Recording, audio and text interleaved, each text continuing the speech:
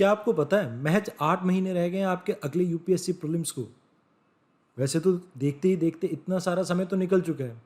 क्या आने वाले समय में आप अपने यूपीएससी एग्जाम की तैयारी पूरी कर पाएंगे?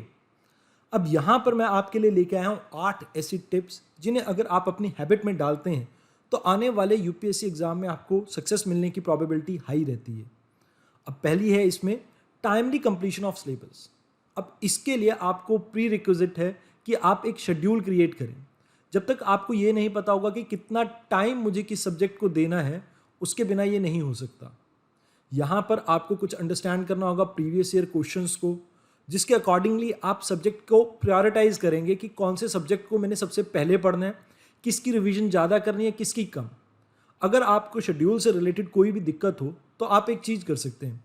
वैसे तो 17 अक्टूबर से हमारा प्रारंभ बैच आ रहा है, बट अगर आप उसको नहीं भी ज्वाइन कर रहे हैं तो एटलीस्ट आप ये कीजिए कि उसके शेड्यूल को फॉलो कर लीजिए आने वाले समय के लिए, ताकि आप टाइमली अपने सिलेबस को कंप्लीट करके रिवीजन को टाइम दे सकें।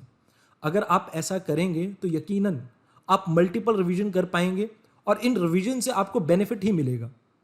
दूसरी चीज़ जो आपको करनी है इन 8 महीनों में, आपको समझना होगा यूपीएससी की डिमांड को कि यूपीएससी आपसे चाहता क्या है, और इसके लिए प्रीवियस ईयर क्वेश्चंस के अलावा आपके पास कोई और सोर्स नहीं है। अब यहाँ आप क्या कर सकते हैं कि प्रीवियस ईयर क्वेश्चंस को ऑब्जर्व कीजिए, किस तरह से कितने क्वेश्चन एक आपके सब्जेक्ट से आते हैं, उसके अकॉर्डिंगली उनको प्रायोरिटाइज कीजिए। उसमें से सिलेक्ट कीजिए कौन से टॉपिक से सबसे ज़्यादा क्वेश्चन पूछे जाते हैं। जैसे मैं आपको इन्वायरमेंट का एग्जाम्पल देता हूँ। इन्वायरमेंट से हर साल 15 से 17 क्वेश्चन आपके पूछे जाते हैं ऑन एन एवरेज। अब यहाँ पर आपको पता होगा कि बायोडाइवर्सिटी जो टॉपिक है उसमें से सबसे ज़्यादा क्वेश्चन पूछे जाते हैं, तो मैं पहली प्रायोरिटी किसको दूंगा? रिपीटेड रिवीजन में बायोडाइवर्सिटी को। अगर मेरा ये टॉपिक अच्छे से स्ट्रांग है तो कहीं ना कहीं मेरे स्कोर करने की प्रोबेबिलिटी इंक्रीज हो जाएगी। तो आपको समझना होगा यूपीएससी की डिमांड क्या है। दूसरी चीज़ आपको ये समझना होगा कि कैसे आप कॉन्सेप्ट क्लैरिटी ला सकते हैं। जब तक आपके पास कॉन्सेप्ट क्लैरिटी नहीं है ना, तो आप यूपीएससी का एग्जाम सॉल्व नहीं कर सकते हैं। उदाहरण के तौर पे आप देखते हैं कि इकोनॉमी में ज़्यादातर अप्लाइड क्वेश्चन आते हैं आपको। अब अप्लाइड क्वेश्चन के लिए अगर आपका कॉन्सेप्ट वीक है तो आप इन क्वेश्चंस को सॉल्व नहीं कर पाओगे, और प्रॉब्लम वहीं की वहीं रहेगी कि पेपर में जब आपसे घुमा फिरा के क्वेश्चन पूछा जाएगा आप आंसर नहीं कर पाएंगे। तो दूसरी चीज़ यहाँ पर आप क्या कर सकते हैं, कॉन्सेप्ट के ऊपर फोकस कर सकते हैं। जैसे हम प्रारंभ बैच में हमारे करते भी हैं कि हम क्या करते हैं कि आपको कहीं ना कहीं कॉन्सेप्ट बिल्डिंग करवाते हैं, फिर उसके बेसिस पे आपको कहीं ना कहीं क्वेश्चन सॉल्व करवाते हैं, जिससे आपके कॉन्सेप्ट की और ज़्यादा क्लैरिटी हो। तो आप भी यही चीज़ फॉलो कीजिए। आप क्या कीजिए, एक टॉपिक पढ़ा, उसको रिपीटेडली क्वेश्चन को अटेम्प्ट करके और बेहतर क्लैरिटी लेके आइए। इस क्लैरिटी के साथ ही आपका एग्जाम क्लियर हो सकता है।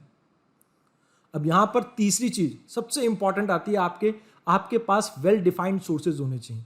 अगर आपको अभी भी डाउट है अपने सोर्सेज पे, तो ये लास्ट मौका है आपके पास, अपने सोर्सेज को स्ट्रॉन्ग कीजिए। और इसके लिए वंस अगेन आपको प्रीवियस ईयर क्वेश्चन के ऊपर जाना पड़ेगा। अगर आपके सोर्सेज से मैक्सिमम क्वेश्चन सॉल्व हो रहे हैं जो प्रीवियसली यूपीएससी ने पूछे हैं, तो आपका सोर्स काफ़ी हद तक ठीक है। अब आप उसकी रिपीटेड रिवीजन कीजिए।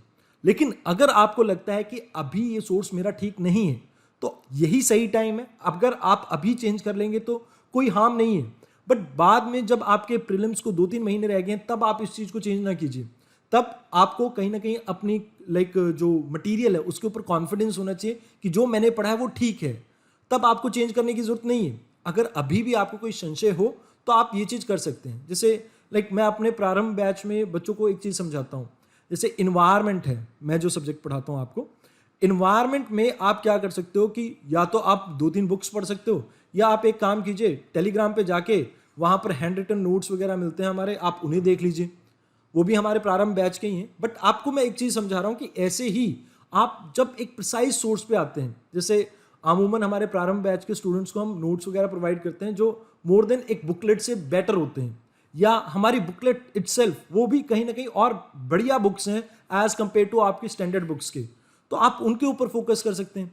तो आपको करना क्या है, बेसिकली यहाँ पे आपको फोकस करना है कि आप अपने सोर्सेज को एक जगह कहीं ना कहीं नैरो डाउन कीजिए। जब आप उन्हें नैरो डाउन कर देंगे तो उससे रिपीटेड रिवीजन करना आसान रहेगा। अगर आप 4 अलग अलग बुक पढ़ रहे हैं या एक बुक को 4 बार पढ़ रहे हैं, दोनों में बताइए रिजल्ट किस में बेटर आएगा? एक बुक को 4 बार पढ़ने में ना। तो आप ये करिए कि अपने सोर्सेज को पहले से डिफाइन करके रखिए, इसमें आपको कोई डाउट नहीं होना चाहिए। देन जब आपने सोर्सेज डिफाइन कर लिए, मल्टीपल रिवीजन कर ली, इसके बाद आपको जरूरत होती है प्रैक्टिस क्वेश्चंस की। जैसे कहा जाता है ना, practice makes a man perfect. वैसे तो जेंडर न्यूट्रल होते हैं हम, यहाँ पर हम कह देते हैं कि एवरीवन परफेक्ट। तो आप एक चीज़ समझ के चलिए कि यहाँ पर प्रैक्टिस का मतलब है कि आप प्री मेंस के क्वेश्चन को रेगुलर बेसिस पे प्रैक्टिस कीजिए, जहाँ से आप एक्चुअल में अपने प्रीलिम्स को क्लियर कर पाएंगे, मेंस को क्लियर कर पाएंगे। क्योंकि जब तक आप प्रैक्टिस नहीं करेंगे ना, आप एंड रिजल्ट पे नहीं पहुंच सकते हैं। तो आपको कोशिश करनी होगी कि जितनी ज़्यादा से ज़्यादा प्रैक्टिस करो उतना बढ़िया रहेगा। इसके लिए मैं आपको एक छोटी सी कहानी भी सुना देता हूँ। एक बारी ना हेनरी ओलंगा ने सचिन तेंदुलकर को बाउंसर पे आउट कर दिया था। अब जब बाउंसर पे आउट किया तो इसके बाद हेनरी ओलंगा ने कहा कि मुझे ये पता है कि सचिन को आउट कैसे करना है। सचिन अगले मैच जो था वो 36 घंटे बाद था। सचिन ने दिन रात प्रैक्टिस करी बाउंसर्स की, मतलब काफ़ी टाइम तक प्रैक्टिस की बाउंसर्स की। और नेक्स्ट मैच में जो हाल किया था हेनरी ओलंगा का ना, वो तो आप सभी को पता है। तो यहाँ पर आपके साथ भी वही है, यूपीएससी ने बाउंसर आपको देनी ही देनी है।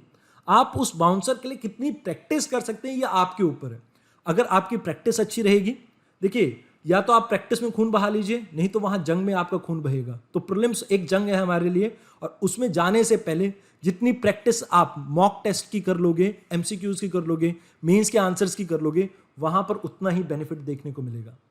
अब जब आपने प्रैक्टिस की तो वहां से कुछ की कंसर्न्स निकल के आएंगे। अब इन की कंसर्न्स को एड्रेस करने के लिए आपके पास 2-3 तरीके हैं।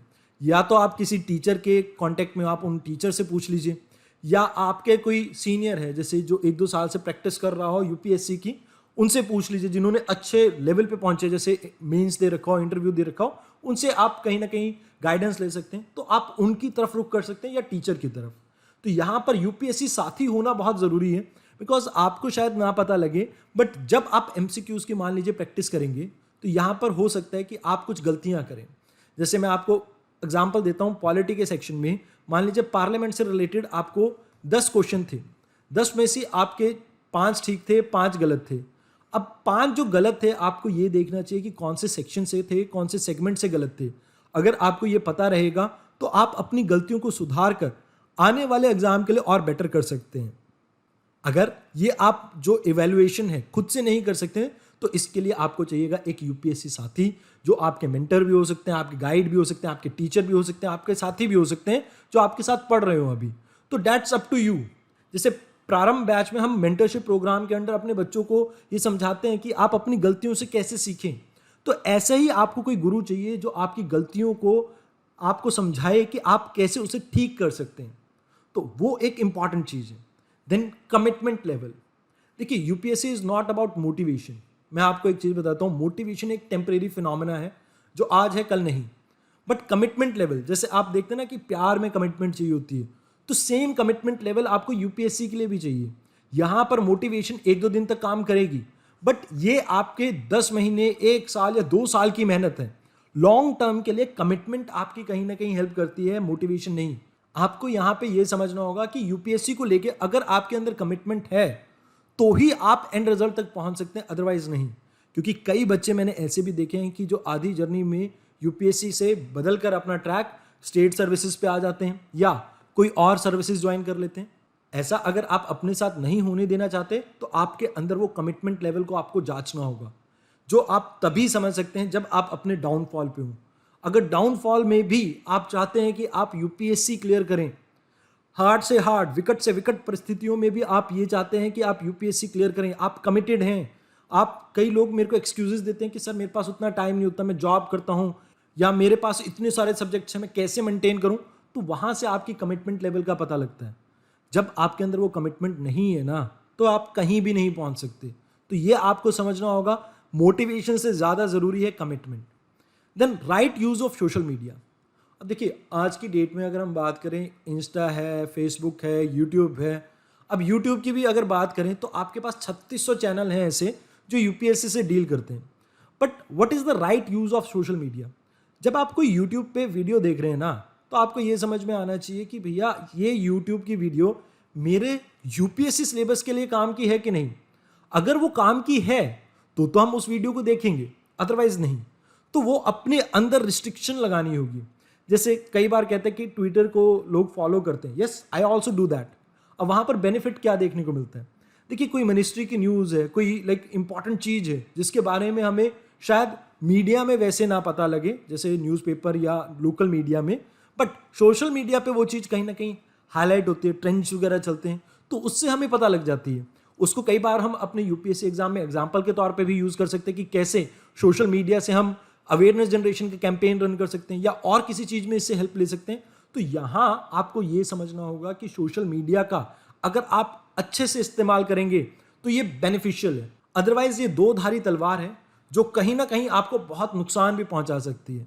जैसे मैं कई स्टूडेंट्स को देखता हूं जो 4-4 5-5 घंटे सिर्फ यूट्यूब पे वीडियो सुनने में ही लगा देते हैं, कभी अपनी प्रैक्टिस नहीं करते हैं, कोई किताब नहीं पढ़ते हैं, तो उस चीज़ का भी बेनिफिट नहीं है। आपको समझना होगा कि कितना टाइम आपको सोशल मीडिया पे डेडिकेट करना है, कितना नहीं, क्या बेनिफिशियल है क्या नहीं। अब जैसे सुमित सर के एडिटोरियल डिस्कशन है, दैट इज इंपॉर्टेंट, बट उसी टाइम पे अगर मान लीजिए आप और किसी चीज़ को देख रहे हैं जो इतनी बेनिफिशियल नहीं है यूपीएससी एग्जाम के लिए, तो वो इतनी अच्छी चीज़ नहीं है। हाँ, कभी आप बोर हो रहे हो 15-20 मिनट के लिए, आधे घंटे के लिए अगर आप सोशल मीडिया को यूज़ कर भी लेते हैं, उसमें कोई प्रॉब्लम नहीं है, कोई बिल्कुल कंप्लीट आइसोलेशन नहीं चाहिए हमें, बट स्टिल वो सोशल मीडिया के ऊपर आपको रिस्ट्रिक्शन लगानी होगी कि कितना आपने यूज़ करना है, ये आपको पता होना चाहिए। And last the most important, आपको अपने अंदर बिलीफ होना चाहिए, सेल्फ कॉन्फिडेंस होना चाहिए। बिकॉज कई बार मैं स्टूडेंट्स को देखता हूँ, बहुत ब्राइट स्टूडेंट्स भी मैंने अपनी करियर में देखे हैं इसमें, जहाँ पर उनके अंदर सिर्फ सेल्फ कॉन्फिडेंस की कमी थी और इस कॉन्फिडेंस की कमी के कारण वो अच्छा परफॉर्म नहीं कर पाए।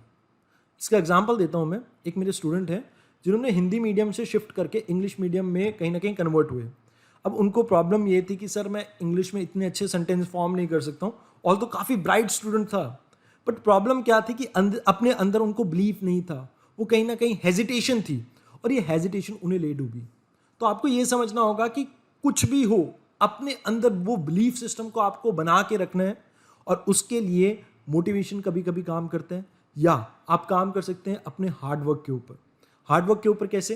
देखिए, अगर आपने अच्छे से किताबें पढ़ी हैं, अपना सिलेबस अच्छे से कहीं ना कहीं रिवाइज की है, टाइमली टेस्ट दिए, मॉक दिए हैं, उसके बाद अपने आप ये सेल्फ कॉन्फिडेंस आपके अंदर छलकने लगेगा। अब जब ये सेल्फ कॉन्फिडेंस आपके अंदर होगा ना, तो कहीं ना कहीं वो यूपीएससी प्रीलिम्स भी आपके लिए कोई बड़ी बात नहीं होगी, ना वो मेंस आपके लिए इतनी बड़ी बात होगी। तो यहाँ पर आपको अपने ऊपर भी सुधार करने की जरूरत है कि कैसे आप अपनी पर्सनैलिटी को निखार के ला सकते हैं। UPSC is all about personality. UPSC में कभी भी नॉलेज का गेम नहीं था, ना है, ना होगा। यूपीएससी सिर्फ और सिर्फ एक ऐसी पर्सनैलिटी चाहता है जो टेंस सिचुएशन में कामनेस लूज ना करे। जैसे महेंद्र सिंह धोनी, मतलब उनसे एक बार पूछा गया था कि सर आपको कभी डर नहीं लगता कि आप मैच में हैं, आपको बहुत सारे रन चाहिए और बॉल कम रह गई हैं, आपको डर नहीं लगता?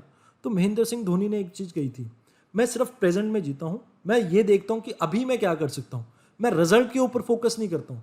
तो यहाँ पर आप भी यही कर सकते हैं। आप ये ना सोचिए कि आपकी सिलेक्शन होगी या नहीं, आप फोकस कीजिए कि आज मेरा ये टारगेट है अपने शेड्यूल के अकॉर्डिंगली और उसको मैंने आज अचीव करना है। सोने से पहले मैंने ये 50 पन्ने या 10 पन्ने या 20 पन्ने खत्म करने थे, तो वो मैं खत्म करके ही सोऊं। अगर ऐसा आप करोगे तो अपने आप थोड़े टाइम में आपके अंदर वो सेल्फ कॉन्फिडेंस आएगा, सेल्फ बिलीफ आएगा और फिर यही चीज़ आप रिफ्लेक्ट करेंगे अपनी पर्सनैलिटी में भी। तो आपको ये समझना होगा कि ये सारी चीज़ें, ये 8 कोर एरियाज़ के ऊपर अगर आप फोकस करते हैं तो आपकी यूपीएससी जर्नी आसान रहने वाली है। इनमें से कोई एक भी मिसिंग रहा ना तो प्रॉब्लम बढ़ने वाली है। प्रॉब्लम इन द सेंस कि भैया आप प्री कर लोगे, मेंस में रह गए, मेंस कर लिया इंटरव्यू में रह जाओगे, या प्रीलिम्स ही नहीं पास हो पा रहा, तो वो प्रॉब्लम आएगी आपको। और इनसे निजात पाने के लिए ये कहीं ना कहीं 8 पॉइंट्स एक तरह से हेल्प कर सकते हैं आपकी 80 to 90%। वेरी कर सकता है पर्सन टू पर्सन। तो यस, हार्डवर्क पेज ऑफ, आज नहीं तो कल वो कर देगा। आज का प्रीलिम्स या मेंस नहीं निकला कोई बात नहीं, बट आप इन चीज़ों के ऊपर फोकस करोगे तो एंड रिजल्ट हमेशा अच्छा रहेगा। तो इस वीडियो में इतना ही, धन्यवाद।